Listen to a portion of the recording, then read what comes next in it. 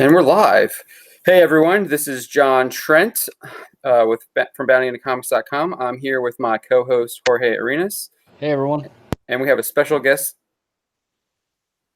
Oh, hold on. You're there.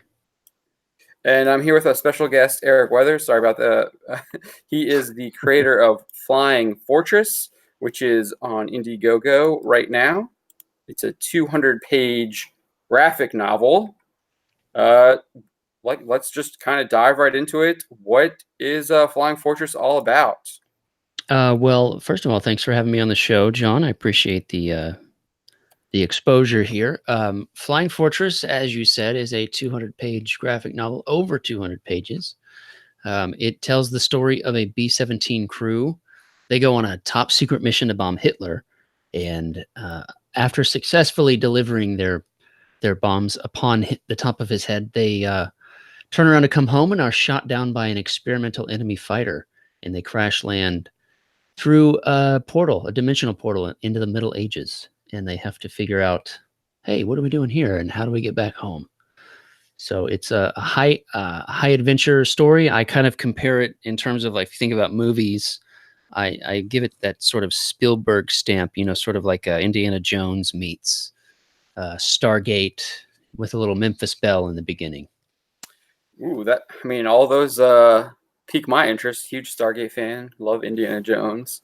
I'm also kind of a medieval fan, so I assume that they're still in Germany. So, where are we talking about? We're talking about the Holy Roman Empire. No, it's sort of like I would say, more generic Middle Ages. We never went into the lore of, like, what year did they land in, because technically they land in 1943, but it's an alternate dimension that hasn't progressed past the Middle Ages in what we would consider the Middle Ages, right? So you learn later in the story that it may not be the only portal, and there are other dimensions that may be along different timelines, but still, it's not necessarily time travel, if that makes sense. Okay, that definitely makes more sense. Yeah. So tell us a little bit about the protagonists. I mean, there are B-52 fighter pilots. What else do we need to know? Should we know about them? B-17. Come on. B-17. Sorry, B-17. Yeah. So there is the B-17 is piloted by Captain Stephen Reynolds. He's sort of he's the pilot and the captain of the crew.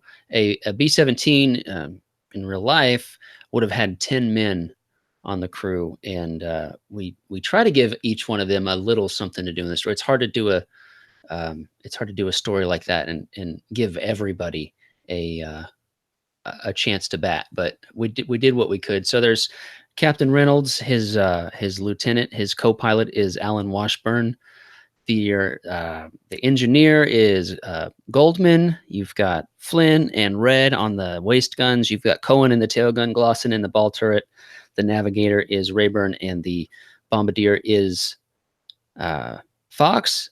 And there's one more guy, the radio man, named Kendall. And they all go on missions. They were doing their duty in World War II and were the best in their crew, in their wing, in their unit, and they got tasked with this secret mission because they were so good. It was going to be their last one more, and we get to go home.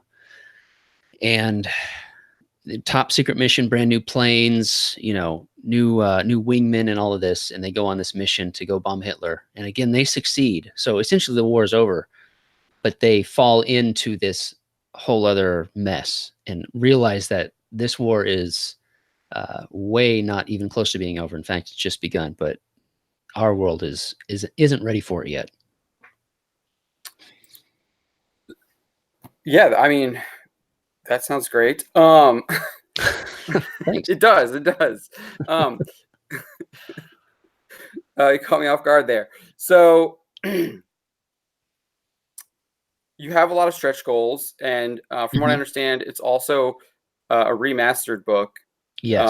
So you previously published it. And when did you previously publish it? It was all self-published way back in 2011 through 2017. So I call it a story, 7 years in the making, or I guess you could call it probably 9 now because I'm bringing it out again. But we released it as single issues, as you do, and just shopped it around at conventions, and we did okay. We'd make enough at a show selling books and prints to go to the next show and maybe have a few dollars in our pocket, and it was nice. But I saw this uh, opportunity to maybe put it all together and get it out there as sort of its final form. Sort of just a way to um, get my name out there a little bit more, because I've got other stories lined up that we could get into some other time. But just sort of let me test this crowdfunding thing. Let me figure out how all this works. And I would rather do that on something that's already finished. One, so the customer doesn't have to wait, and two, I can just run through the test of what's it going to be like to ship, what's it going to be like to fulfill this thing, and really kind of give it a good test run. So, I went for it. Have you made any changes to like Mm. the quality or anything? Yeah. So, if anybody's familiar with Art T. Bear, he's running his black and white remastered, and that's a book he did in the '90s. And I make a joke that's saying I'm not going full Art T. Bear on this. I could redraw it, but if I did, we're looking at 200 pages, and I'd be pretty busy for the next year and a half, redoing all of that. So basically, what I'm doing is going through. There are some things that I want to fix um, early on, like some of the earlier issues. Um, maybe I missed adding a thing or missed a color. I need to recolor something. Tiny art fixes to sort of make things a little bit more cohesive. And then one of the biggest thing I'm going to do is re-letter the book. Um, I'm I'm a letterer now. It's sort of my day job, and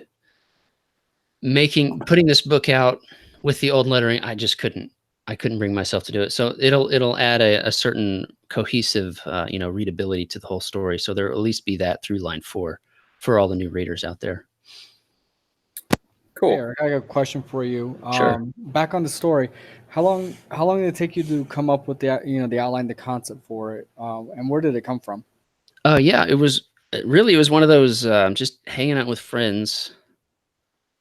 We always wanted to make comic books, and it was like, wouldn't it be cool if, and then fill in the blank. And this story just sort of came out of that. It evolved from that first meeting. It was really just like one night, let's just hang out and, hey, what about this? What if you always said you wanted to make a comic, let's actually make it. What would it look like? It originally started as a World War II zombie book, and it has evolved since then. It's definitely not that anymore. The story just sort of, we took a long time to make it, so we were we were able to sort of navigate and course correct, or whatever you want to call it, the story as we made it, because it was made in our off time. It was, I'm not a full at the time. I wasn't a full-time comic book creator, so um, coming up with the idea was very much just hey, wouldn't it be cool if we had this B-17 crew that just crashed in Germany with their zombies everywhere? It's like, oh wait, but what if they like crashed into a castle, but the castle was like, in the Middle Ages, and somehow they went back in time?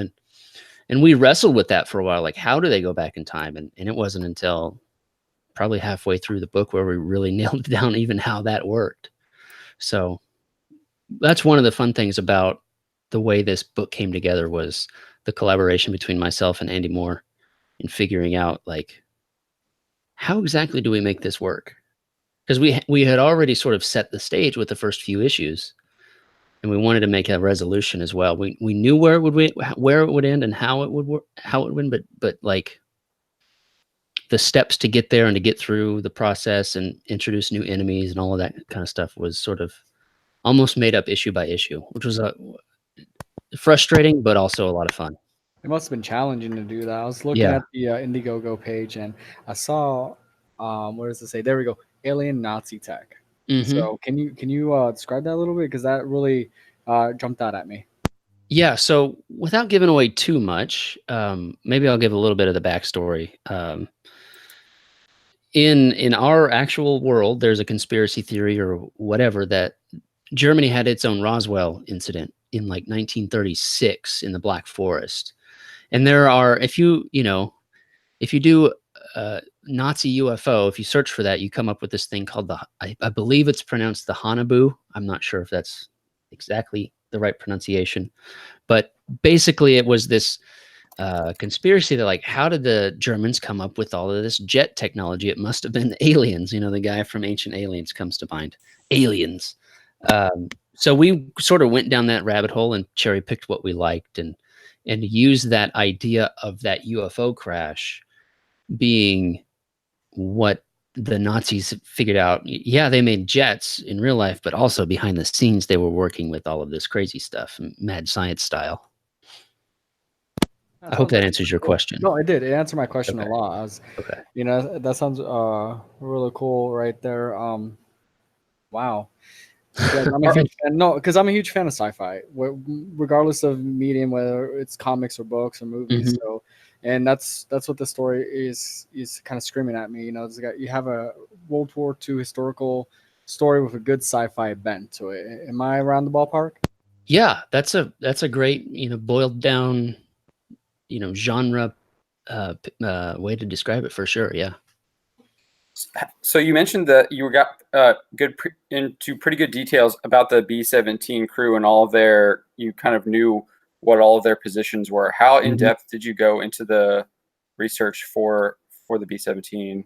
I wish I would have gone into more at the beginning, but I mean, there was a lot of like, I had to figure out, okay, the crew and then like the ranks within the crew, who were officers, who were enlisted men, figuring out like if I said right waist gunner or left waist gunner, does that mean right or left, facing the front or facing the rear? Like all of this weird stuff. So I did enough research, I feel, to give I guess how would I put it? A good blanket overview of like, this is obviously it's not a historically accurate book. As far as I know, this isn't an event that actually happened. Are you sure about that? Fighting World War II. When did this happen? Yeah. So, but like this, this is our book takes place in 1943. We really play with that timeline. Like there are planes in it that weren't really fully in service in 1943, but they were too cool not to put in the book. So we figured we're already going into an alternate dimension. Why not play with it a little bit? But yeah, there was a lot of research. Eventually in the story, they're crashed and they're not in the air anymore. And we got to actually see, Andy and I, the actual B-17, the Memphis Belle, which isn't the real one, but it's paraded around as if it were, or it was one of the ones used in the movie or something like that. I forget the details, but it was in our hometown. They do their little, go from city to city and you can go and walk around and go in it. And if you have enough money, they'll take you up in a flight, which I couldn't afford at the time. It was like $400, to fly around my town for, I don't know, half an hour. I wasn't as much fun as that would have been. I didn't have the money for it. So I got all this great photo reference because I had my camera with my camera and I took photos of everything. And it would have been great to have had that, 2 years prior, because the book would have looked a lot different, because I would have had all of that stuff. Now there is a ton of reference online, obviously, but when you're in the plane, it was, I can still remember like, okay, it's really tight. So, this shot here of this person at the navigation table would have looked a little bit different than maybe the way I drew it way back then. So, but in terms of accuracy, yeah, I mean, 10 men, 50 cals all over this thing, like it was armed to the teeth. But inaccurate in the fact that P-38 Lightnings weren't wingmen, and they weren't piloted by Tuskegee Airmen at that time. And the Horton, the experimental aircraft is the Horton 229, and it wasn't around in 1943, at least not in the context as it is in the book. So accurate where it needed to be, I guess, to answer your question shortly. We have a comment from our people here. Mm-hmm. Warren Roar says, "Awesome! I backed this project. Looks great." Well, thank you, Warren. So one of the things that jumps out to me when I'm looking at the Indiegogo is the bombing Betty. What's her story? Are you talking about the girl on the patch Yes. holding the bomb? So that Yes. is the nose art of the B-17. That is their plane that they start out with. So that's the plane they went on all those missions with to earn their spot to be, one more and you get to go home. And Betty is the name of Captain Reynolds's wife. So he named the plane after his wife, like many of our actual airmen did. They would name him after a wife or a girl back home or something. And so that was her. That's where she comes from. It's you need a good bomber name for your plane. And Bombing Betty just had a nice ring to it. Yeah, that alliteration rings very nice. Yeah, very much. So tell us about you have a lot of different perk options. Mm-hmm. You want to dive into any of those? Sure. I think, yeah, the featured perk, I think, is probably it's featured for a reason. I think it's the best deal. Somebody pointed out that the $60 perk is probably better because you get 2 books for only $10 more. But the featured perk, we're already 12,000 in, so we've got some stretch goals unlocked. And any stretch goal that we do is a physical stretch goal, and all physical backers will get those things. So we've unlocked a bookmark and a print called The Waist Gunner, drawn by Ted Lehman. But the featured perk comes with the book signed. I'll sign it. Comes with an 11x17 print of the cover. I drew the cover, and it was colored by Kyle Ritter. And then if you either go to updates or scroll way down, here's the cover you're talking about, right? Yeah, that's the print that was unlocked for the $12,000 stretch goal. And if you scroll up a little bit from there, these are the 2 prints that are also going to come with the $50 tier. So obviously the print of the cover, like I said, drawn by me, colored by Kyle. But the lady there you see, that's Rawhide Rosie, and that is a print by Billy Tucci, the Don himself, Billy Tucci. And we're going to put her. Not only do you get a print of that, but she's going in the book on one of the planes as well. Oh, so that's something you're gonna like re-edit in? Yeah. So since I'm going into remastering, yeah, there are other planes in the book that are just sort of background, because you can't just have the one. But I'm gonna go back in and add a bunch of different nose art. I'm working behind the scenes with some other artists like Billy Tucci and John Malin and Kelsey Shannon and Matt Weldon, and they're all a few other guys. They're all doing nose art pinups, and I'm going to have hopefully I'm looking at, that's what the $20,000 stretch goal is going to be, is have these postcards. It says unannounced, but here we go. I'm gonna have these breaking the news right here. Yeah. These postcards of these bomber girls, that, the sexy pinup ladies. So a lot of people are doing trading cards. I thought, maybe, but being a World War II book, it kind of has that, that feel, they would get postcards in the mail from back home. And I felt that it would sort of fit the theme of the book a little bit better than trading cards would.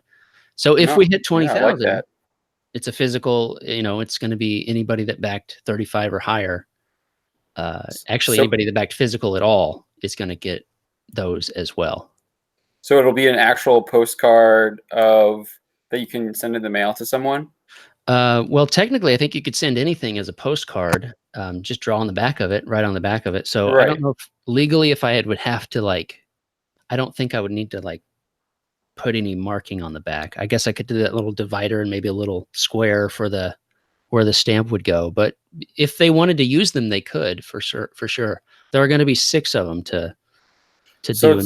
So it's more like postcard size, and it just has the image on the front, and it's blank on the back. Here I have an example here. Okay. I did these mini prints at conventions a while ago. This is I think it's like an 8.5 by 11 page. Yeah, it's roughly half of 8.5 by 11. So 8.5 by 5.5. So it would be something like this. I would make it full bleed though, and Okay. then. But yeah, there's going to be all of their pinups. There's going to be 6 of them between all these artists that I'm working with. A lot of fun, but stretch goals. So hopefully it happens. Yeah, we'll definitely look out for that because I love those pinups. And I feel like more people should do more of them. We don't see them that often anymore. No, you really don't. I think it fits well with the campaign. It fits well with the theme. Oh, definitely. So that was your 15,000 stretch goal. Do you want to get into that 20,000, or is it 20,000 is the next one after that? 20,000 is the 20 postcard one. 25. 25. We'll keep that one close to the chest still. Okay. This is the one I'm really excited about. So if we get there, then we'll have to wait and see. So you've already raised over $12,500, and you still have 10 days left. I know a lot of Indiegogo campaigns. And this is kind of something that's unique to Indiegogo. They have that. Basically, you can keep the campaign going, and it's purchase on will or something like that. Is that something that you plan on doing? In demand. In demand, yeah, that's the word. Yeah, I mean, really the idea would be to leave it open until it's ready to go to print, which is going to be fairly soon. I've said elsewhere that if I didn't have anything else on my plate, which not unfortunately, but I do have a lot of stuff on my plate. If I didn't, in a week or two, I mean, this book would be ready to go because the art's done. I just need to reletter it and fix a few things. But other than that, it's pretty much ready to go out the door. So, get in early while you can, because as of right now, I don't know when it's going to. Obviously, the campaign ends in 10 days, but I don't know how long In Demand would be open. Right. So, because I don't want to leave it open for months and months, because I've got more coming. I've got more stories coming, and I got to get this one out and fulfilled before Indiegogo will let me do another one. So let's talk about some of that other work sure. You're doing. You mentioned before we started the show that you're kind of the go-to Comicsgate letterer. Yeah. And you're telling us you had almost you're working on 20 different projects. Yeah. Well, not what all else at are you once, working thankfully. on? Yeah, I can imagine. But I mean, if I add, I did a tweet today because I was kind of curious. I'm like, how many just current campaigns that are running? I think it was 12 that are campaigns that are currently running, either current campaign or in demand. I'm attached to one of them, of course, was Flying Fortress. So, but I lettered Jawbreakers, I lettered Graveyard Shift. I'm going to be doing those sequels. I already have done the stories, the follow-up stories of Devil Dog, and the backup story that Richard or your boy Zach has coming up as part of that campaign. Those pages are done as well. Other books people may know about. I'm lettering Red Rooster for the Brightwisers, and Downcast from Clint from Sweetcast, and Brutus the Badass, and I mean, there's just I'm gonna leave tons of them out, but all of the cautionary books. Door Kickers is coming out from Scott McAuliffe. I forget how to say his last name. He's gonna wring my neck, I'm sure. But I mean, just tons and tons of stuff. I'm very grateful. Doom Kicker, Earthworm Jim, Gunship Thunder Punch. Yeah, very grateful to be a part of so many projects. Where do you find the time to do all this? Well, thankfully, like I said, they're not all at once, right? And lettering doesn't take as long as maybe some people think. I mean, I can do, like, I was lettering Monster MD just before I hopped on here. And more come to mind, right? Shinobi Sasquatch is another one. It is my day job, so I can spend the day doing it. So it's not like I have to wait until I get home from work and eat dinner, and then I have 2 or 3 hours before before bedtime or whatever to carve out time to letter. So it is my bread and butter. It's my day job. So I make the time because, you know, if I don't letter, then I don't get paid. So let's talk about kind of that, what it takes to do lettering. Do you Mhm. do you change any of like the script at all that's given to you by the writer?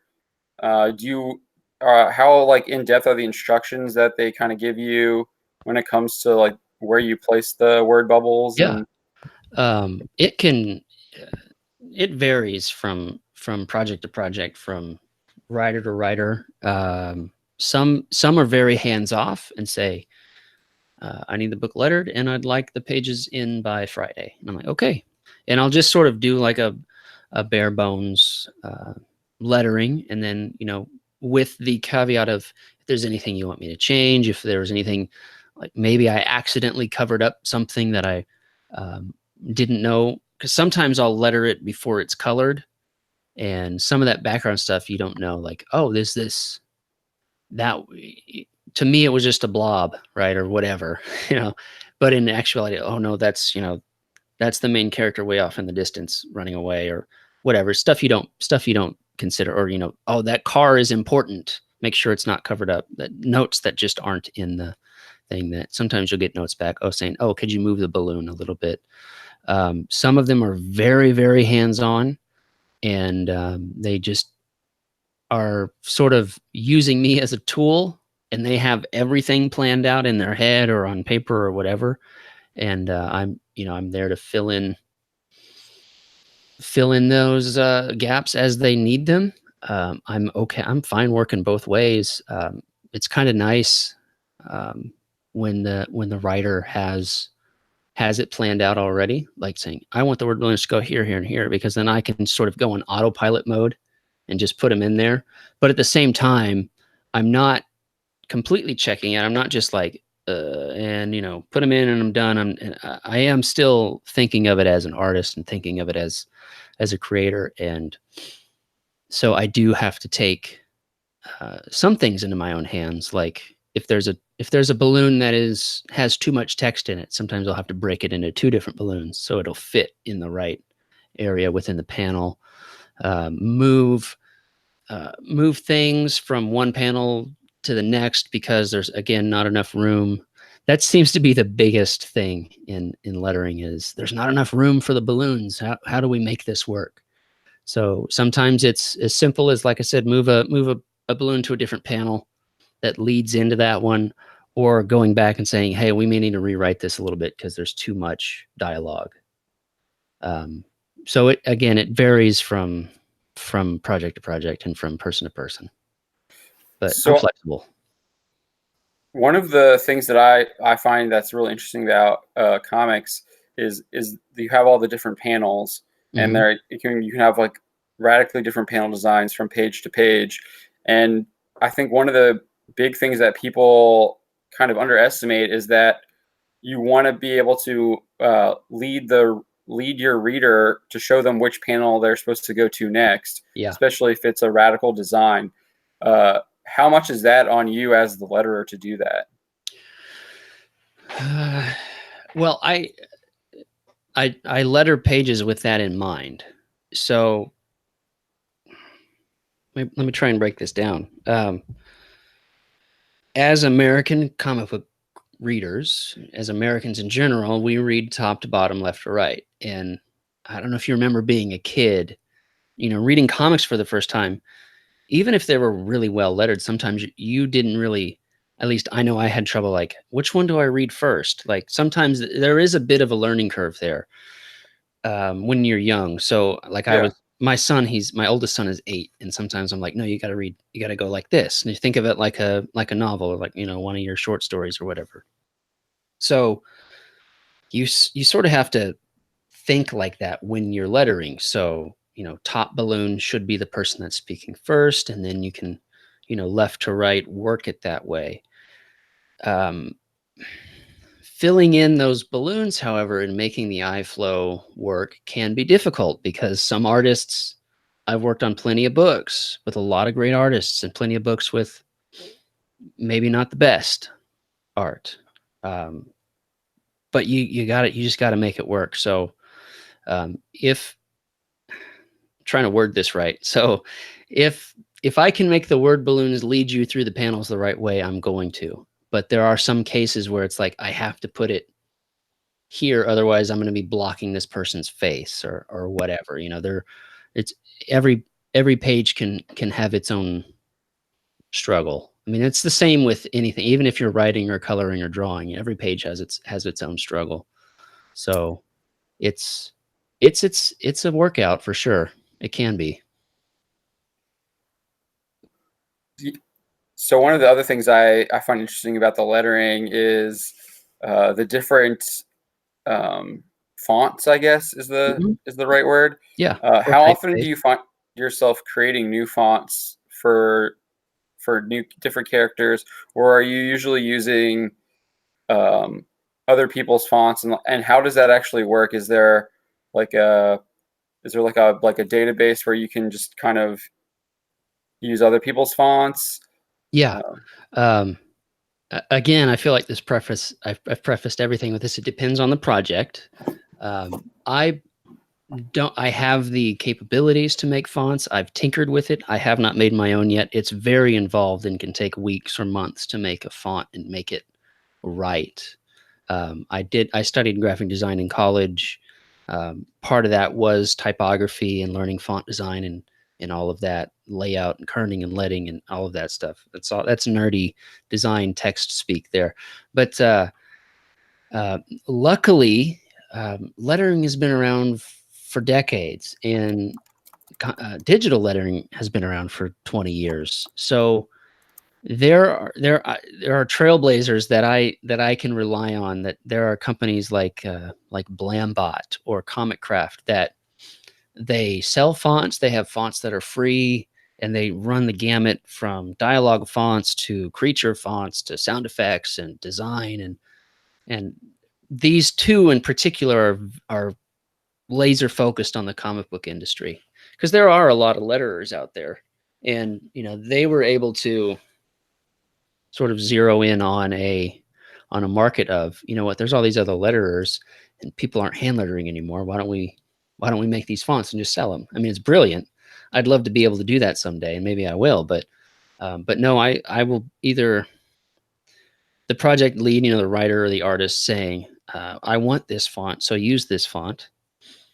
They'll usually caveat that with saying, unless you know something better, because they always, they'll default to my whims, I guess.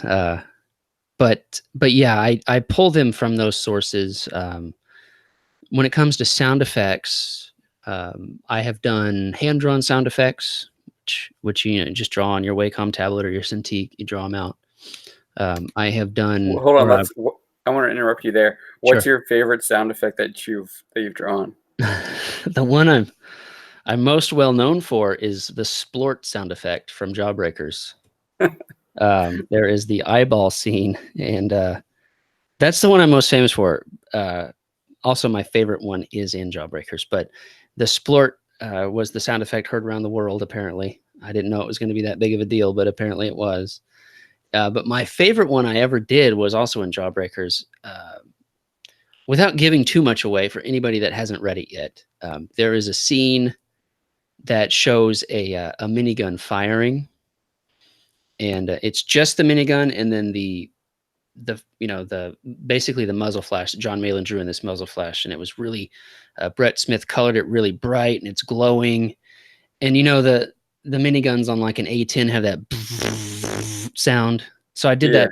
It was just BRRRRT, but I made it so that it blended in with it, fit right in the muzzle flash or whatever you would call it. It was just like bullet streaks or whatever. It fit right in there and it faded.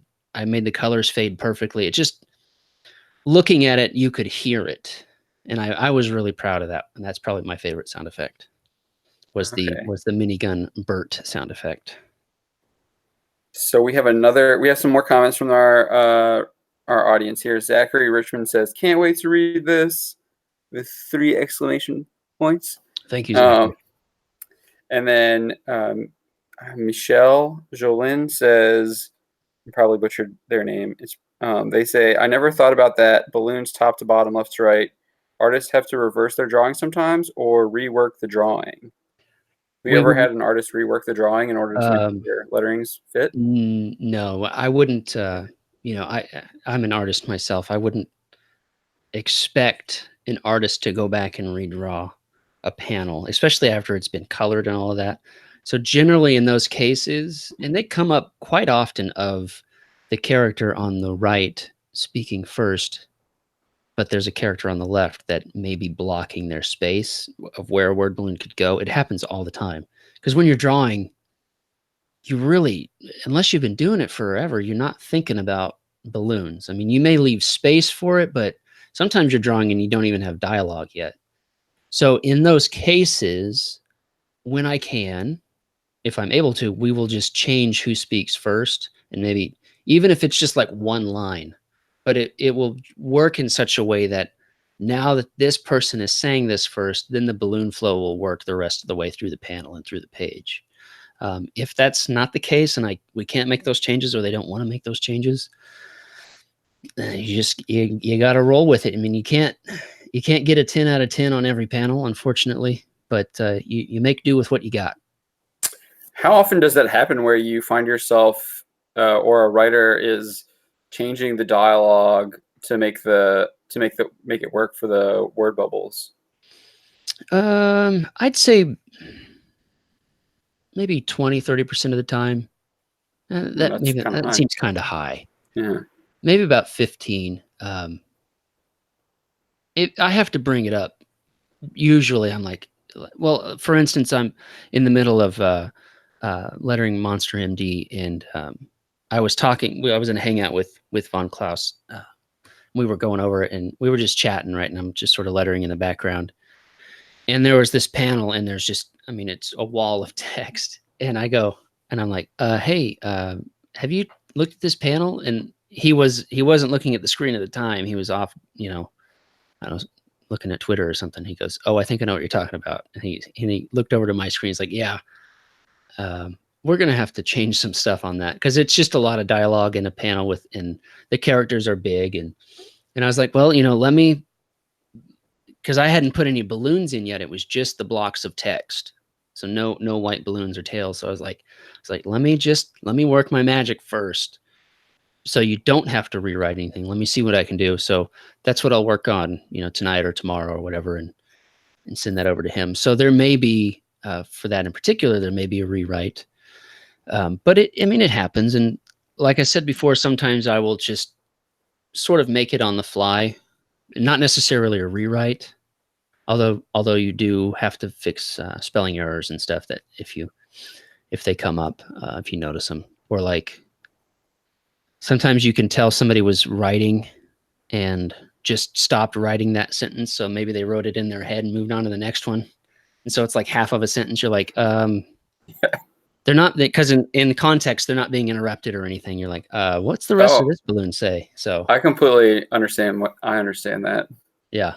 As a writer of a website, I'm sure. Yeah. You've got dangling participles or whatever that is. That's a thing, right? I don't know. Yeah. I just felt like saying dangling participle. Participle is a thing. I don't know. I mean, I think that probably comes from the diagrams that we used to do in English class, which we had an intern write for us for a little bit this year, and she says they don't learn that anymore. Oh, so they're not learning sentence structure at all in that makes sense. Anymore. It's all because it's all text talk now. It's all Twitter. Yeah. 280 characters. Yeah. Why do we need proper prose anymore? I pulled it up and showed it to her, and she's like, I've never seen this before. And I was just like, oh, well, that explains a lot. All hail public education. Yeah. Yeah. So I wanted to zone in on something that you mentioned there. Sure. You said you put the text in first before you do the word bubbles. Mm-hmm. Is that how you always do it? Oh yeah, for sure. Okay. For sure. The idea being, I want to, I try to get the text in the right shape first, and then I work the balloon around it. So, because that way then, now it's not like I draw a new balloon every time. sometimes I do. I mean, like with Earthworm Jim, it's all hand drawn. I'm not hand lettering, but I'm hand drawing. I'm using his font, Doug's font. But what I will do is I will get a few good balloons that have that shape, and they're just sort of my template for the style for each book. So Red Rooster has a very the balloon stroke is textured and slightly textured in a way, and it's always warped or offset. It's not perfect, right? It's asymmetrical, and the balloon tail is it has a natural classic comic book balloon curve to it, but the end of it doesn't come to a point. Those ends are open, and not everything is that involved, but I will get a few of those, like I said, sort of as a template, and then morph them and arrange them around the text depending on what's being said, if it's one word or 15 or whatever. So yeah, the text goes in first, but it all serves to make one piece, right? All serves to make a readable word balloon with a tail in the end. So you kind of touched on this a little bit, but one of my favorite comics that I read, and I don't want to say, I guess recently in the past 5 years, was The Spirit, and it was I think it was a continuation. It was with I can't remember, but anyway, no, it wasn't. It wasn't Eisner. It was I can see like his Matt Wagner. It was a Matt Wagner's version on The Spirit.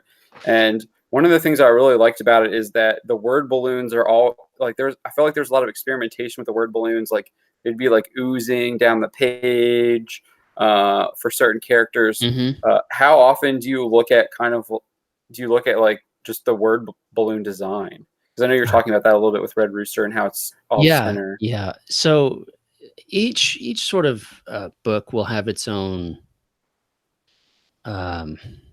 look and feel. So some books are really straightforward. Sometimes I'll get direction like, could you make it look like this book? Like for instance,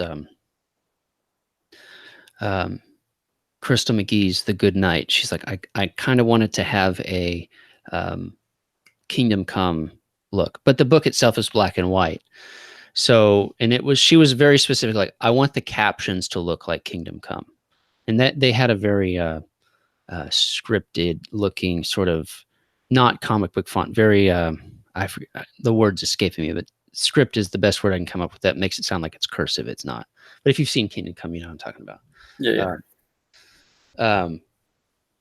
So I rambled and I lost my train of thought. You were talking about how. What was the question? Yeah, so the question was about the word balloon design and using it for like different characters or even like just different projects. Okay, yeah. So most of that comes down to again, a writer or artists saying, "I want it to have this look. I want it to have that look." For instance, on Graveyard Shift, sometimes it'll just be in the script. So the caption boxes in Graveyard Shift, all it would say would be tattered and torn caption box. And I knew that John and Mark wanted a 90s Tom Orzechowski lettering style, and like from Spawn. So picturing how that looked, and I sort of gave it my own flair or whatever you want to call it. And then like Mick, the monster, would say telepathic balloon. Okay, well, I'll just sort of, you look for influences for sure, seeing what other people have done, thinking, oh, I like that idea. What if I take that and maybe do this with it? Take this squiggly line one, but add a couple extra outlines, or maybe instead of it's red, it's blue or whatever for that. And like Professor Blood, Vlad is the main guy in Graveyard Shift. And I forget how his balloons were either in the script or described to me, but it was very much make it look like a vampire's talking. So I just put a big red outline, which commonly is used as like a burst balloon or somebody's yelling. But for him, it's just his, vampire speak, I guess. It works well. I mean, that was one of the more involved books I'd ever done, just because it seemed like every character had their own look. And there's more. There are other characters coming in the next book that I'm sure that are going to have their own balloons as well. Very 90s in that sense. Yeah, I actually think that's something that mainstream comics don't do enough, and I think it helps identify the characters as Mm-hmm. well. So it helps the audience, the readers, know like, hey, this is who's talking. Yeah. Because sometimes I find it's hard, like, who actually said that? Which character in this like Yeah, that's montage true. said it? I use that with Jawbreakers in there. They have the classic, they're all spread out all over the jungle, but they're all talking with each other because you have their hand up to the ear. They got the earpiece. So I did it in such a way, because there were moments where I was like, this isn't clear who's talking. So I did the radio balloon, and then the outline of it was colored. And then you could match the color to the person that was talking. Right. Yeah. And that was completely my choice in that. Like, Zach emailed me back. He goes, I like what you did here with his colors, but his only thing was like, I think it's great, but let's change. He was like, let's change Silkworm's color to green or whatever it ended up being. Okay. So yeah, those things do need to be, I think, utilized a little bit more. And I'm working with an infinite palette, right? As a letterer, you're working with this infinite palette of, I could do anything. I mean, you look at Cyberfrog's lettering. I wish I was lettering that book. Also, I'm glad I'm not, because seeing the amount of detail going into those word balloons is crazy. That would just, that, I don't know the guy's name that's lettering it. I forgot what it was. But he must have, I'll just say this, he must have earned his paycheck for sure, because that was, knowing what it takes to letter and thinking all of those balloons, wow, unless he's got some shortcut I don't know about. That's insane. Props to that guy. So we have another question from the audience. Sure. This is from Michelle again, and they're going back to writing your story. At first, you build your story like a movie script. That's the question.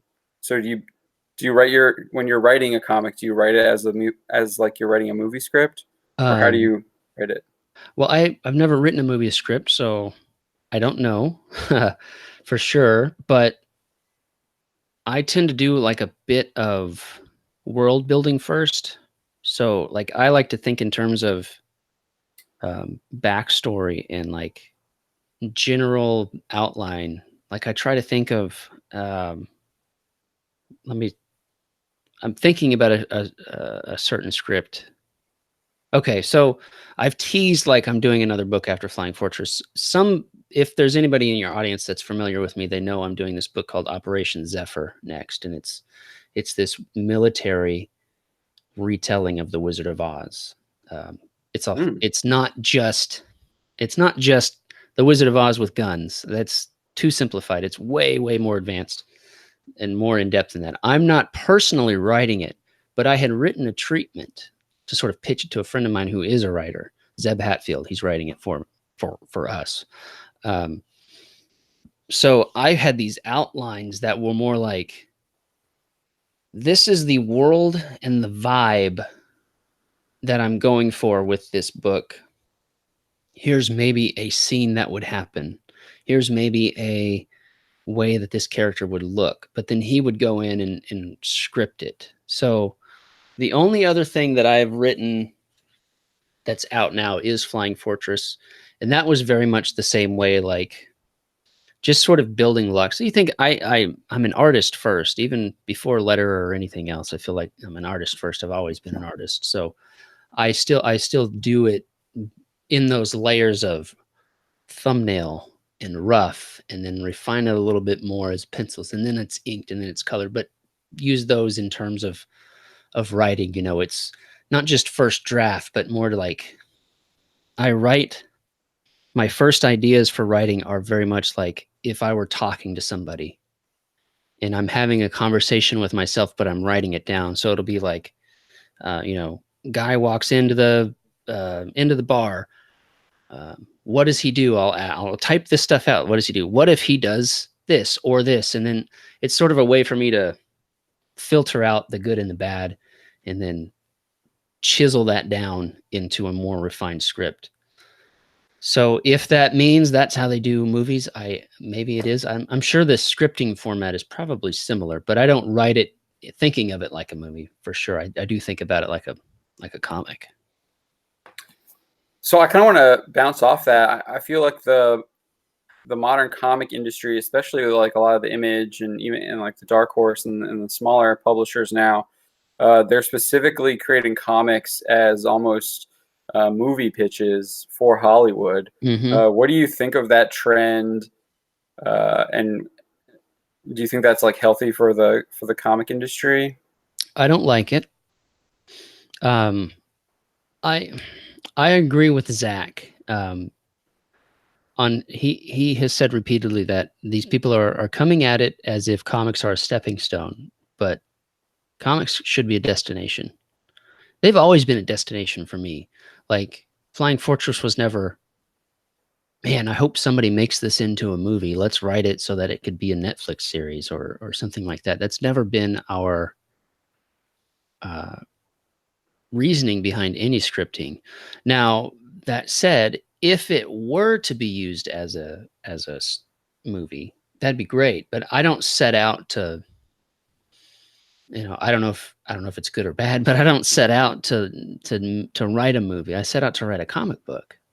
And because the formats are different, there are so many different things you can do with a comic that you can't do with a movie, or and vice versa. So for me, yes, it's great that so many things get optioned, but making that your goal, I'm personally not.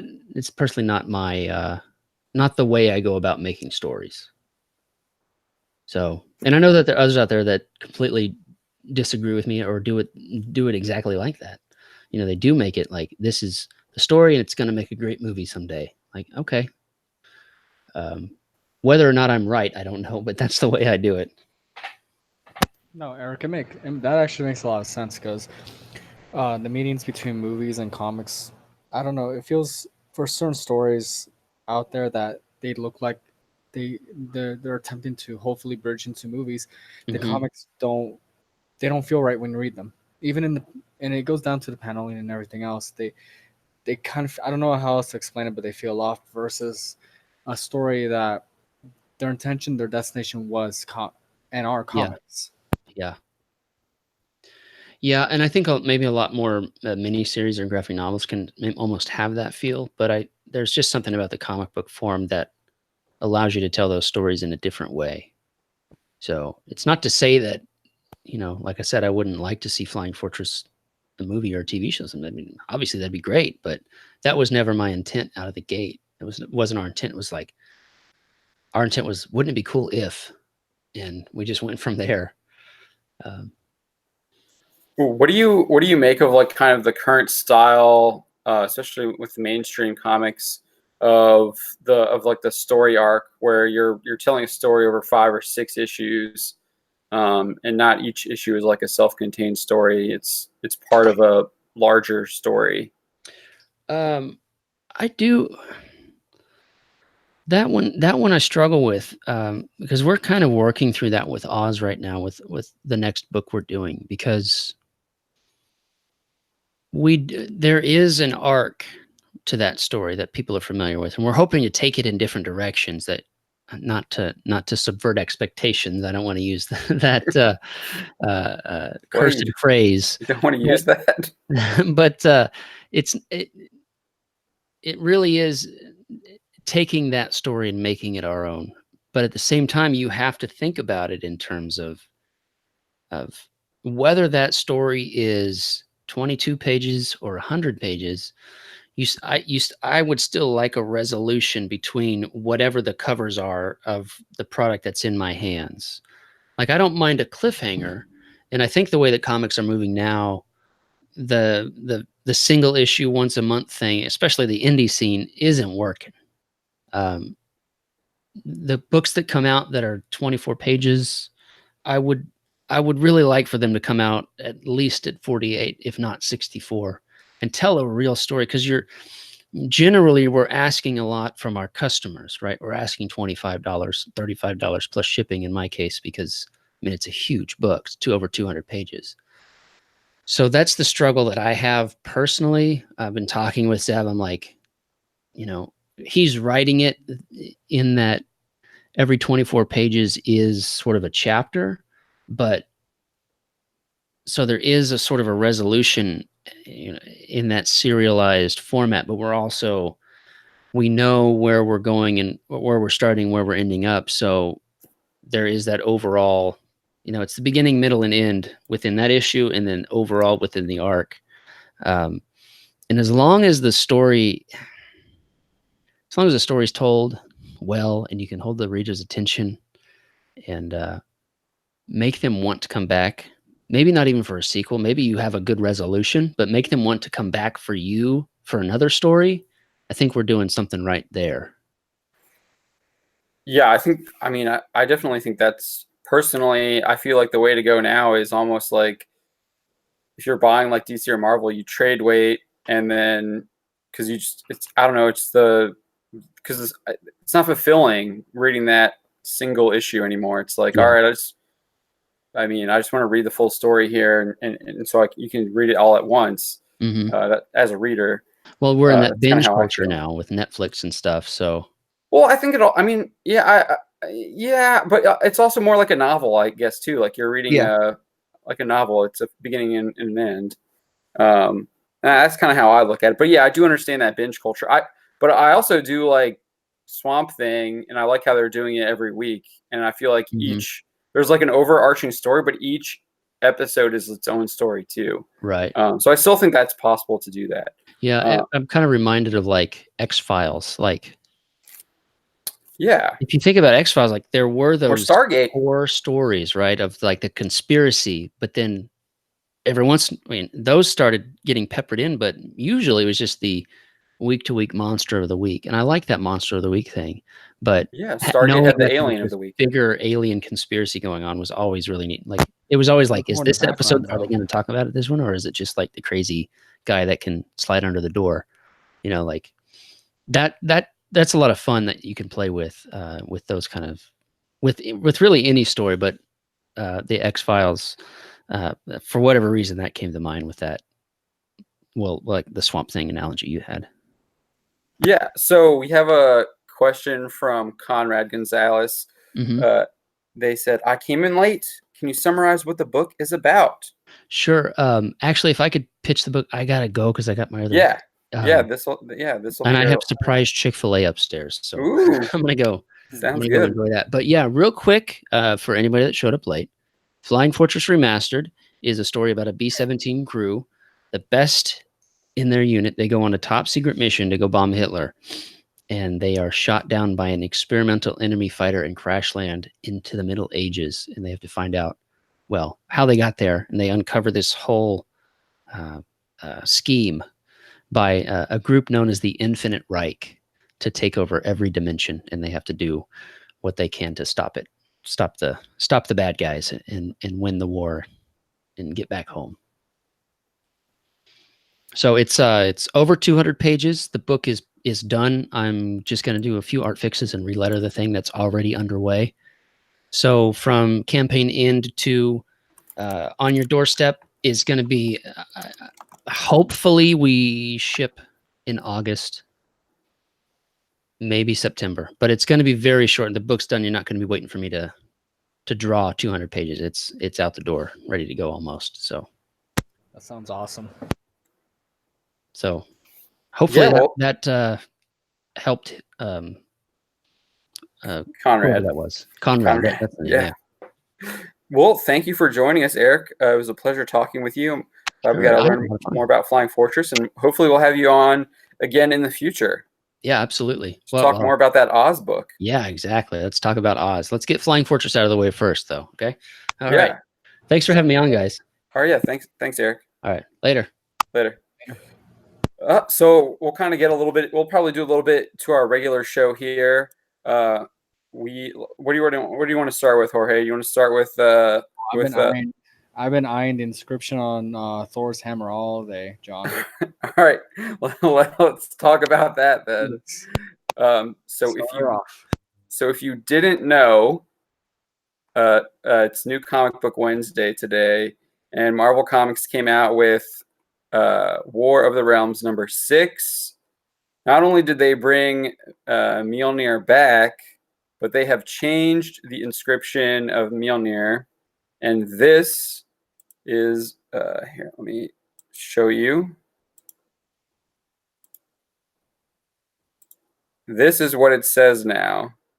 Whosoever holds this hammer, if they be worthy, shall possess the power of Thor. So that's like a very different change. The change is from their change. They got rid of the they, or they got rid of he. It used to be he, and they replaced it with they. So here's the original. Here, let me scroll down.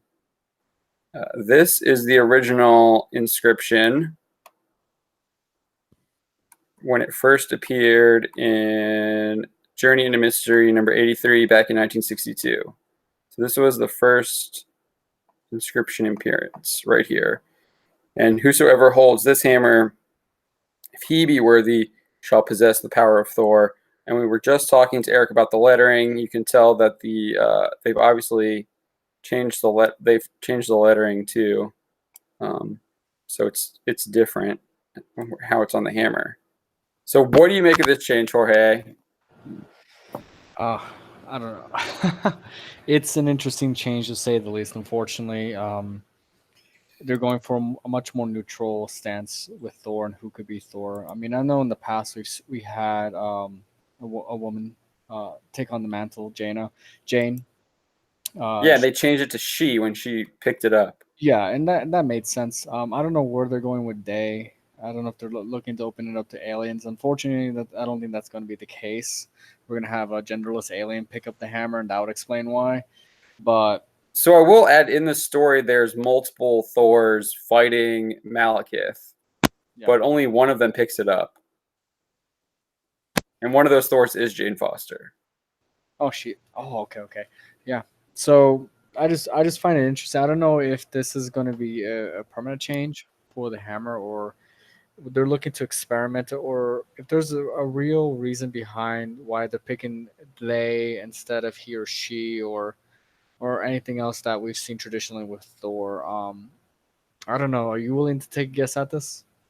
Oh, it's completely obvious. The reason why they changed it from she with Jane, the reason why they replaced Thor with Jane Foster was because they wanted to get rid of the masculine male character, and it was part of their like diversity initiative where they were replacing all of their characters with quote unquote minority characters. Well, when I saw when I saw they replaced on the hammer, the first thing that popped in my head, honestly, was certain Twitter bios that has, goes by they, them, and it was really cringy to say the least.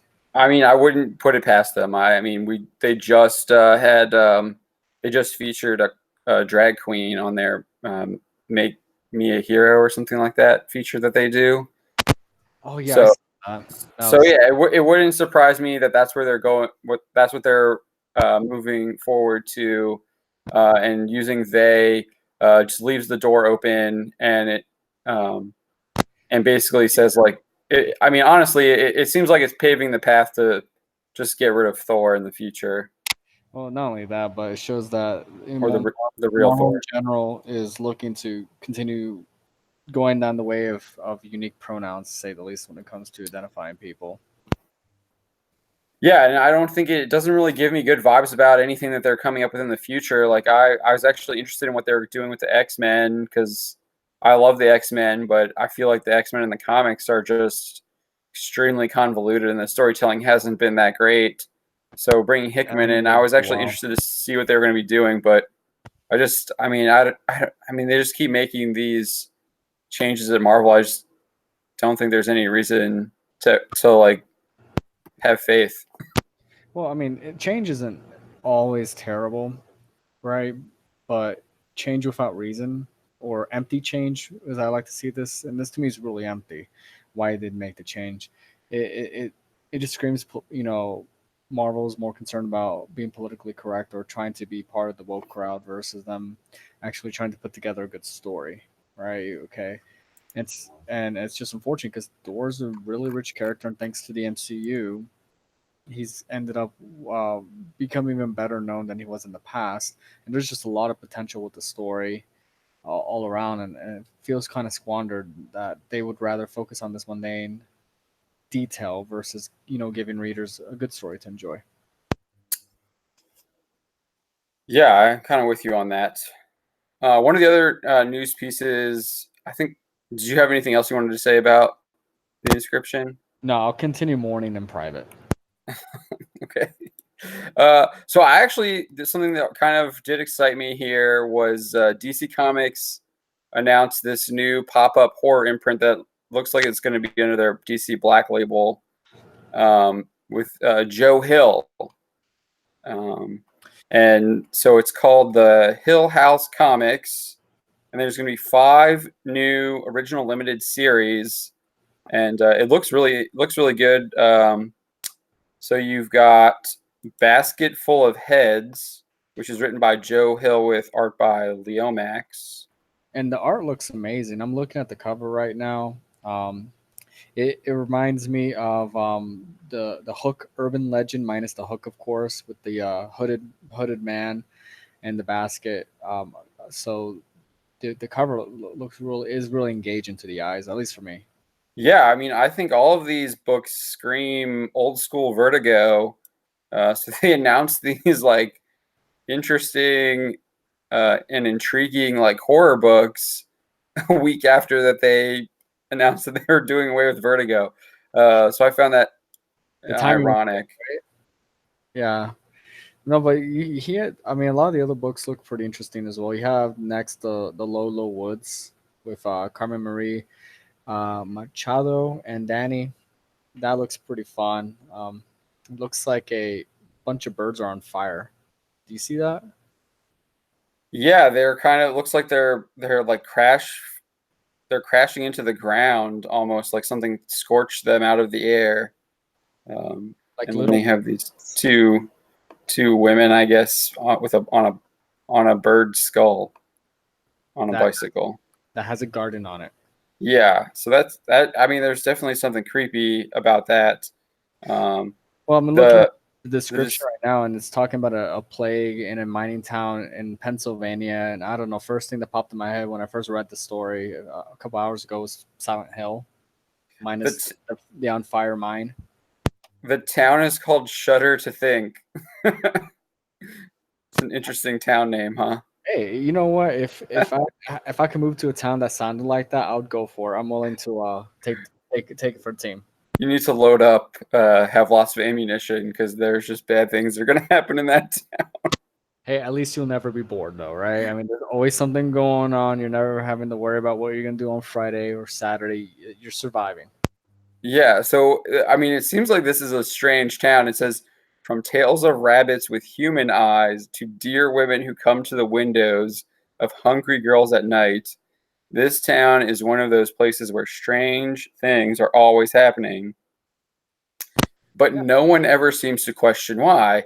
And shudder to think means they're probably not really thinking. So that's probably why they're not questioning because they're not thinking. Well, that you also have. It looks like there's a bit of fog in the background of the cover, so I'm assuming the adults, kind of like with the story, they are under this sort of fog. And looking at the rest of the description, that you have a lot of touch to folklore and old legends that seem that look like that they're kind of touching upon with rabbits with eyes. A lot of occult themes. Yeah, I mean, so it says it says it's a coming of age body horror mystery series about 2 teenage women trying to uncover the truth about the mysterious memory devouring illness affecting them and the people of the small mining town they call home. The more they discover, the more disturbing the truth becomes. Hey, if this is a metaphor for Alzheimer's or something, more power to them. I mean, it sounds pretty scary. What could be worse than losing your memory all the time? Yes, yeah. I mean, that's kind of affecting me personally right now. My wife's grandmother is she's forgotten how to eat and feed herself. So I mean, that's it's a real life thing that is truly horrifying.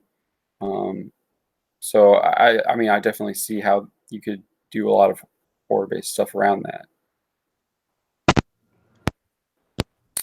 So the next one is called The Dollhouse Family. It's written by Mike Carey with art by Peter Gross. It features covers by Jessica Dalva. Here, let me share the screen here so y'all can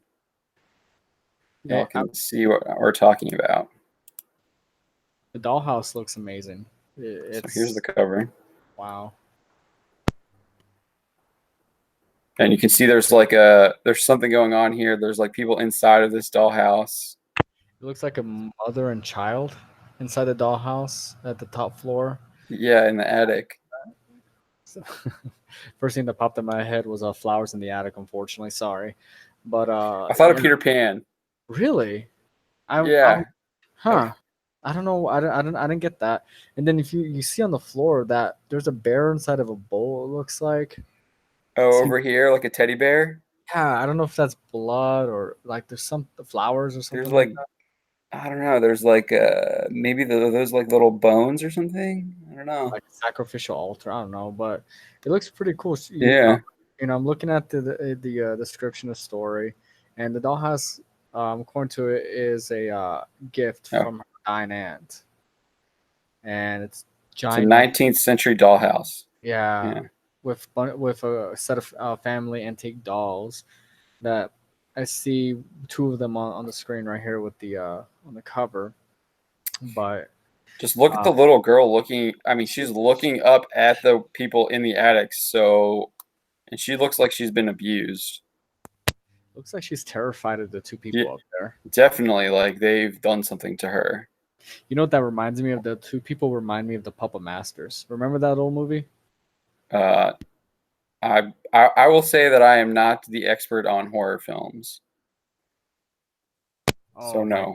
god. Okay, so it's not the one with not the one with what's his nut's name? Oh, now I lost it. But the movie about all those little dolls that would come to life and they were toys and they'd essentially kill people. And that's what that reminds me of up there. Like those dolls are going to come to life and cause all kinds of havoc and horror. Yeah, I mean, I definitely get that feeling. That's what's going to happen there. So the next one is Daphne Byrne. That is by Laura Marks and Kelly Jones. Covers by Peter Jablonski. And it's in the gaslight splendor of late 19th century New York, rage builds inside 14-year-old Daphne. The sudden death of her father has left her alone with her irresponsible, grief-stricken mother, who becomes easy prey for a group of occultists, promising to contact her dead husband. While fighting to disentangle her mother from these charlatans, Daphne begins to sense a strange, insidious presence in her own body, an entity with unspeakable appetites. And as she learns to wield this brutal, terrifying power, she wages a revenge-filled crusade against the secret underworld that destroyed her life.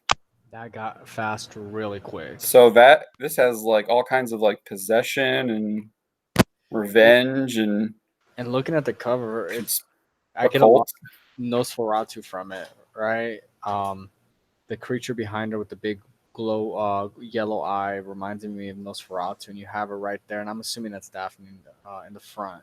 Yeah. So you not only got that vibe, but I don't know if you read them, but I remember reading the Penny Dreadful comics, and some of the art that I see here on the cover reminds me of that. Oh, dude, Kelly. So that's by Peter Jablonski. Kelly Jones is going to be doing the interiors. He's a Swamp Thing artist. He did some fill-in work on Aquaman recently. He also, what else did he do? Oh, he also did a Batman mini series.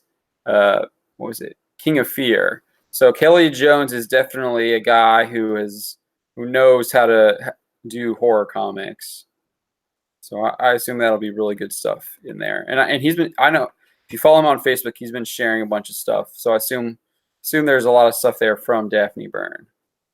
And I love when I see that when folks share the things they're working on. It builds a lot of anticipation for what's about to come out. I know it helps keep my attention, especially for we get a lot of content coming out all the time. And if I favorite an artist and I follow them and and they keep me up to date what's going on, I'm much more likely to pick something up from them. Yeah, so I think this is the fifth and last one here. It's called Plunge, and this one is by Joe Hill as well. And they didn't name an artist yet, but they do. The cover's by Jeremy Wilson. There's a lot going on in this cover. Got to look like an oil tanker. Looks like either an oil tanker or a shipping tanker of some sort. Yeah, this then- is like got a crane up here, right? It looks like some kind Yeah. of crane. Well, I think that could be a shipping container also. Yeah, Really caught my eye was the looks like equations all over. yeah, the and they're all like scratched out, though, too. And then of course you have the group of people in the hazmat suits walking towards either the wall of equations Oh, and yeah. or boat. But there's also like on top of the equations, it looks like there's like these buildings with people. Like doesn't this look like right here? Doesn't that look like a house with windows? You know what? You're right. And then if you go down There's further, like stairs. that continues on. Yeah, so there's like some architecture here too. So yeah, there's a lot going on with this. I mean, it looks like it's hinting at maybe some sort of an urban story, an urban area that's next to a major shipping port, and then looks like a biohazard. So it's trying to tell a lot in the story. Yeah, I mean with the equations and everything, that like I don't know, when I see that all and then it's all scratched out, that like there's like some kind of conspiracy going on, or someone's like trying to connect the dots to a conspiracy theory that they have. Yeah. Or they're obviously trying to solve some kind of problem, with which might be the biohazard or whatever it is. They're trying to figure it out. So here's a description: 1983, the Derleth, which I assume is the ship, yeah, the Derleth right there, disappeared, wiped out in a storm on the edge of the Arctic Circle. The world's most advanced research vessel in the hunt for oil. So yeah, it was the oil. We were right there, oil rig. Right. Lost in the aftermath of a tsunami. Almost 40 years later, the Derleth begins to transmit its distress signal once again, calling into Alaska's remote Attu station, the most forlorn place on Earth, a desolate ring island in the icy far away. A U.S. salvage team made up of experts, scientists, and mercenaries, helicopter in just ahead of a storm, and the Russian competition to find the abandoned wreck hung up on the island shores of the atoll. As a wintry blizzard clamps down, anomalies begin to surface. First, the samples of an oil with unlikely properties, and then the sonar readings of a sunken prehistoric civilization just offshore. Still, nothing could prepare the salvage team for the reappearance of the Derleth's crew from the island cave, no older than they were 4 decades ago. Every one of them struck blind by an inexplicable infection, and yet capable of seeing in new ways, possessed of extraordinary powers, and stripped of all but their last vestiges of humanity. So, holy crap, there's a ton going on here. You ever watched the movie Event Horizon? Remember I the have one? not. Okay. Making all these references that I'm so don't sorry, know. but if anyone, can y'all agree with me? That description right there takes a lot of elements from Event Horizon, at least in my opinion. Very similar. Ship goes missing after a few years. The Earth, people on Earth pick up its distress call. They come to investigate it, and the possession aspect, the aspect of the crew missing their eyes, it all shares from that movie. I'm not saying anything bad about that, but it's very interesting that it looks like that this particular story might be veering towards more of a cosmic horror feel that you get from movies such as In the Mouth of Madness, Event Horizon, The Thing, which kind of touch upon those areas like the Arctic and as well. So what's really interesting about this Joe Hill pop-up, is that every single issue of each of these books will have a backup story called Sea Dogs. And it will be written by Joe Hill. There isn't an artist announced, but Sea Dogs is in 1779.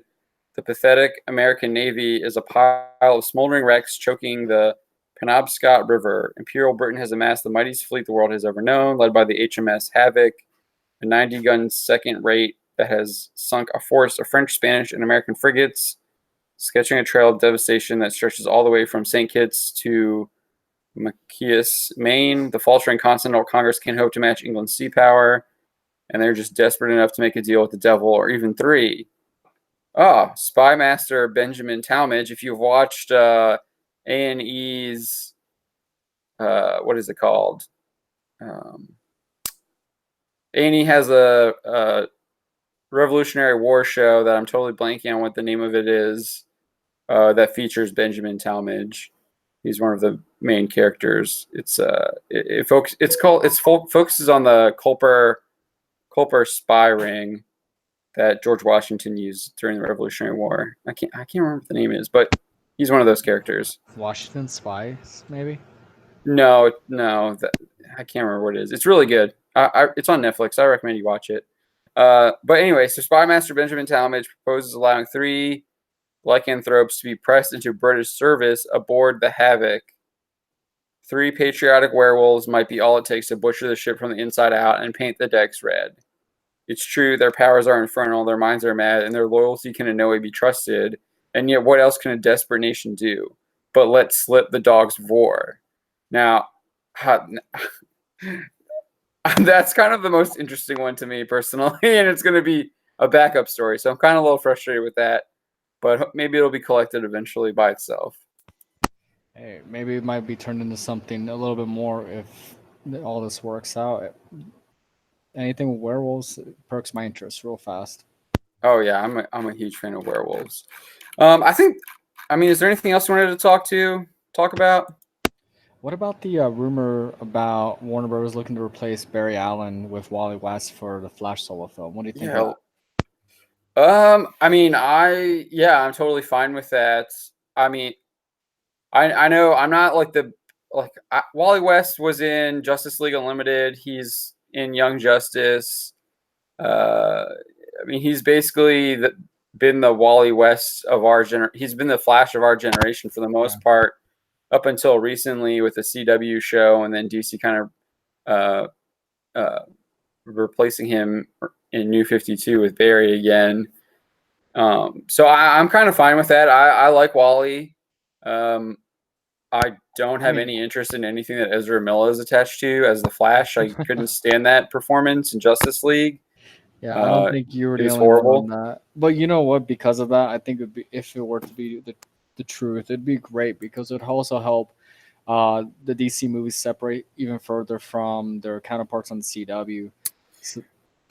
Well, that's if they go with the original Wally West. Given Hollywood, they will probably they might be saying Wally West, but it might be code for Wallace West, which is basically copying what the CW does. So I wouldn't be surprised if that's actually the case. Well, don't burst my bubble quite yet. Give me a couple more hours. Well, you know what happens when they try and promote redheaded characters. So. Well, it's kind of hard. Their lack of soul, you know? Yeah. So that's kind of I don't know. I like the Flash. I think there's potential there, especially with Wally West. I think he's kind of more. He's not as straight laced as Barry. He's more interesting. He's more comedic. That's always been the problem with the Warner Brothers and their DC properties is that there's always a lot of potential, but my God, they can't execute it. Well, when they do execute it, they make idiotic choices like canceling series after they've only aired 1 episode, like Swamp Thing, or even when NBC decided to cancel Constantine prematurely after I was like 13 episodes or whatever we only got of Constantine. So yeah, it's par for the course, honestly.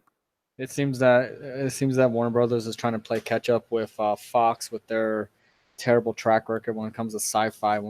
It's unfortunate because we see them; they almost get there with their properties when it comes to DC, but they just can never get the fish. Yeah, I just don't understand. I will give them. I like Shazam. I thought Shazam was really well done.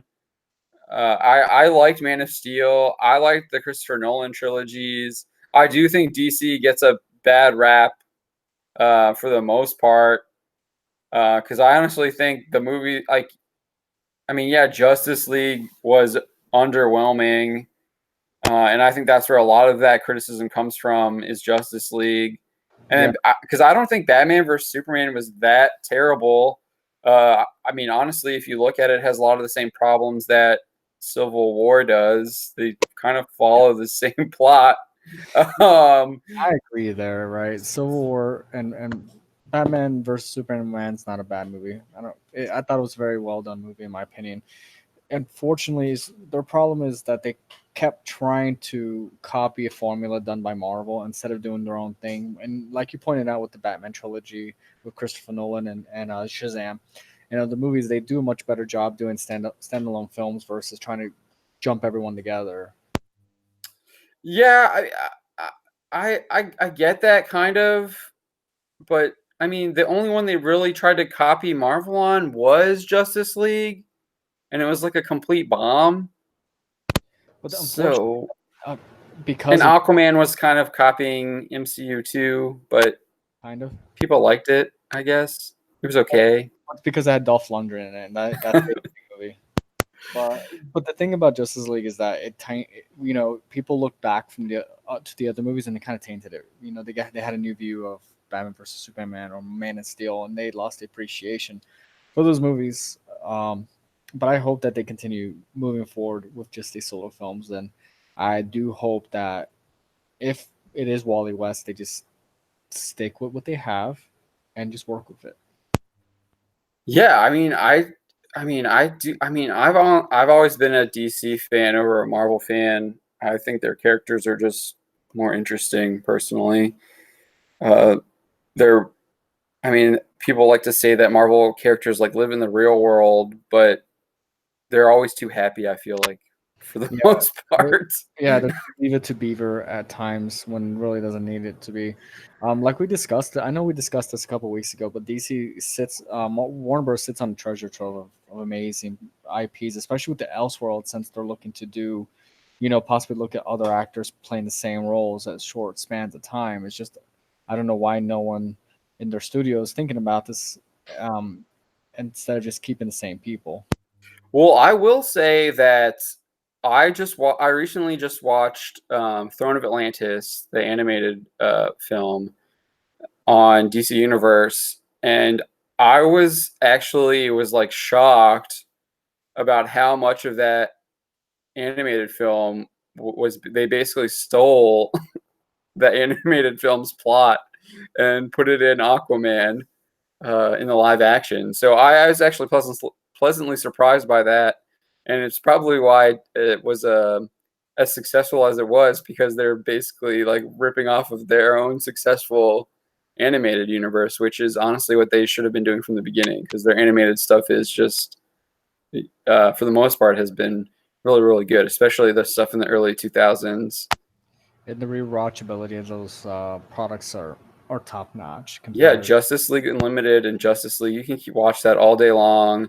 Those stories Even don't back in the age. '90s, I mean, they Yeah. really had an amazing golden age when it came to animation because, especially for I could look at Batman the anime series, and that show breathed depth into characters that before they appeared on that show really were just more one dimensional villains. Freeze, Victor Freeze is a great example. Before that TV show, his backstory was very generic. Just wasn't there. After Batman anime series, you had this massive expansion in his lore, his motivations behind what he was doing, and he turned into what was before just a run in the mill villain who just used a freeze gun to a villain who was a villain because he had to. He felt like he had no other choice but this, so he can save the one person he loved. So Yeah.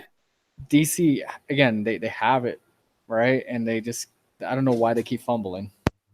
Well, so I one of the reasons, and this didn't actually shock me when I was talking. We talked to Chuck Dixon on our first comic Vigilante. Uh, I mean, it was around 2 months ago now.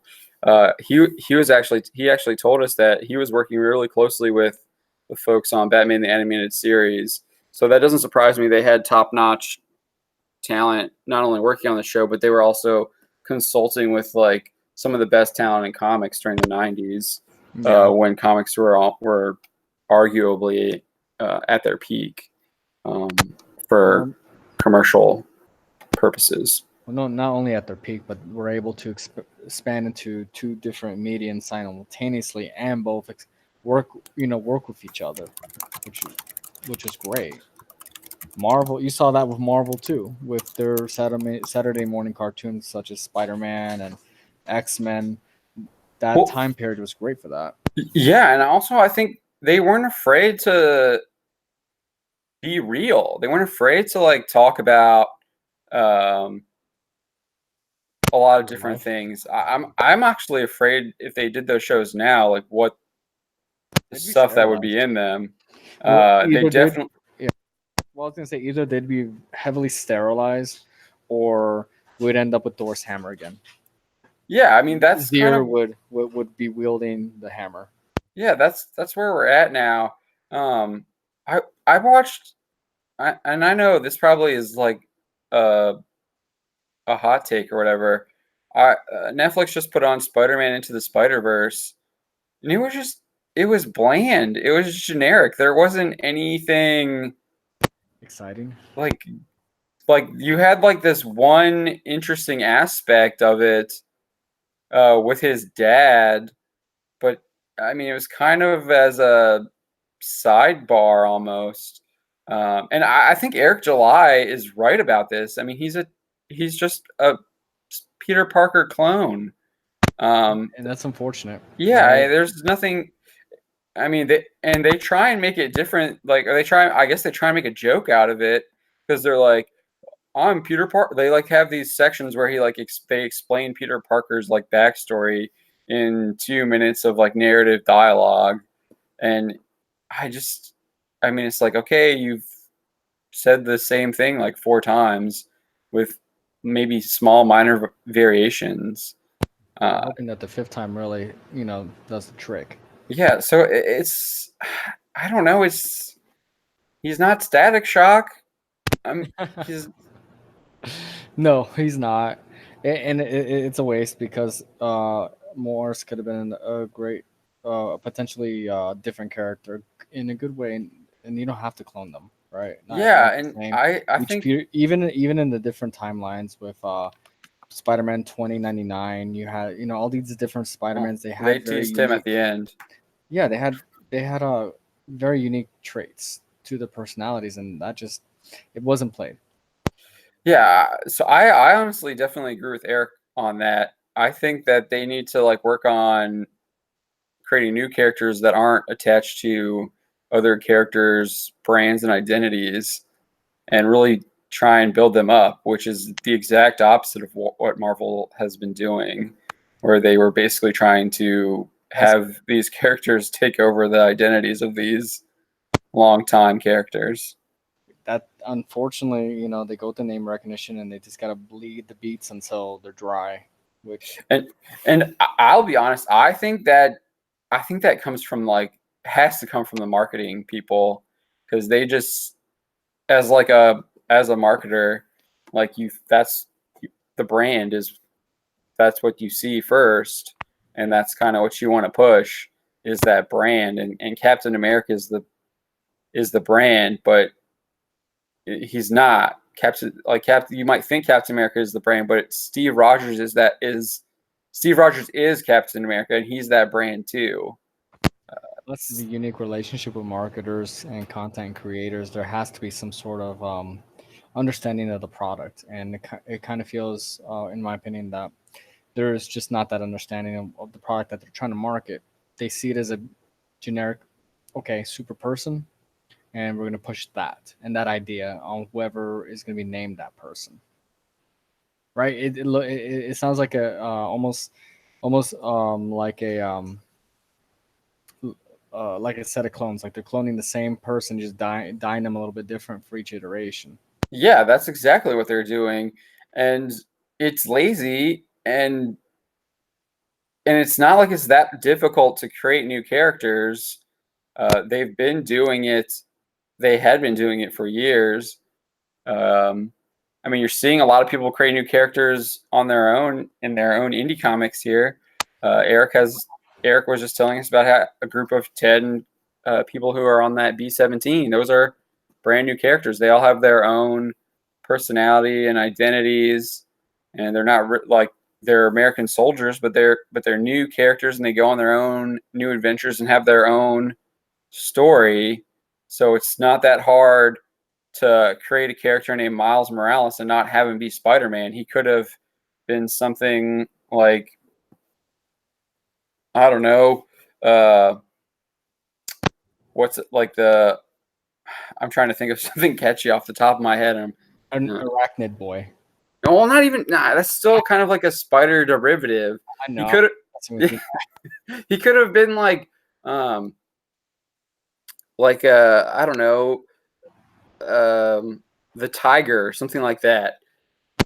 I mean, character creation has its difficulties, and I mean, any writer would tell you it's not easy to put it all together one shot, but it's definitely worthwhile, and it's got to be much more fulfilling than working on an existing IP and just churning that out, knowing that you have a set parameters and limitations of what you can and can't do.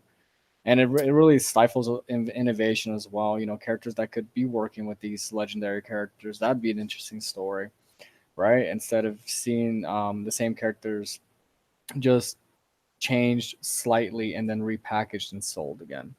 Yeah, and I want to go back to that conversation I had with Chuck Dixon. He was telling me about Bluebird in DC Comics, and she was supposed to be a one-off character that they killed, but fans absolutely loved her and sent in a bunch of fan mail. So they're like, "Oh, let's keep writing her," and they did. So, I mean, that's how you get new characters too. I mean, you just gotta and she's completely like her own person. Yeah, She's not she's part of the Bat family, but she's Bluebird. yeah. She's not a Bat derivative. Well, it also helps keep the population within those individual, the universes of those brands like Marvel, DC, whoever, and you keep refreshing the character list, the table, and you're able to work with a lot more instead of limiting yourself. Well, so this just popped in my. Even if you do want to do a derivative, you do it like the Teen Titans. You have like Dick Grayson, who's Robin, but he sheds that label and he becomes Nightwing. And just look at the Bat family. They've done it multiple times. You have Red Robin. You have Red Hood, Jason Todd.